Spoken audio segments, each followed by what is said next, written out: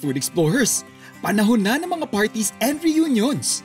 Tuturuan ko kayo maghanda ng isang putahe na maaari niyong dalhin sa inyong mga potluck party. Ito yung parang pinaka-first time na magpapakita kung paano niluluto yung soft shell crab. Kaya makikita natin, ito yung itsura niya.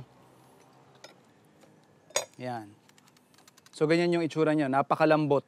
Akala mo pinakuluan sa pressure cooker at parang malulusaw na siya. But basically, yan talaga yung texture niya. Kadalasan, pag binili mo to ng, siguro sa ibang suppliers, yan yung mga gills na yan, tinatanggalan din ng uso. Pero dahil alam natin dito sa Wavecrest nga na maganda yung kanilang filtration, makikita rin ninyo kung gaano ka puti, kumbaga, yung kulay niya. So, wala na tayong tatanggalin sa kanya. Kapag mga gantong dishes, deep fried talaga yung dali sa kanya. So, ito yung ating cornstarch. Didredge lang natin siya lahat.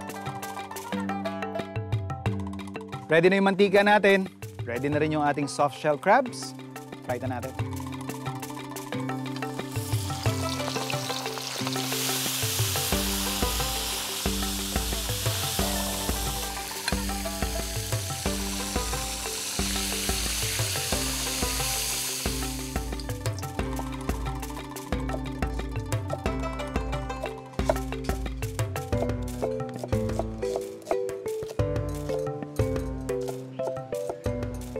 So ready na yung ating crispy soft shell crab. So kumbaga ito na yung part na lalagyan lang natin siya ng lasa. You can actually consume this as is. Pinag-uusapan namin dito kahit sausaw mo lang to sa suka na may spices, jackpot na, pero i-elevate lang natin ng kaunti. So we have here yung ating peppers. We also have our garlic and onions. So sautay lang natin.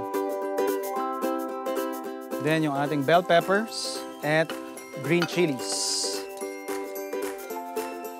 Pour in some water. And then yung ating slurry or yung pampalapot. Season lang natin ng oyster sauce.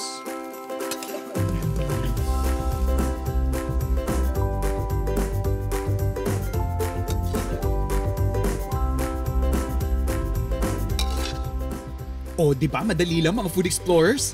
Siguradong marami ang matatakam nito kapag ito ang paandar nyo sa potluck nyo ngayong Pasko. Ito ang stir-fry soft shell crab.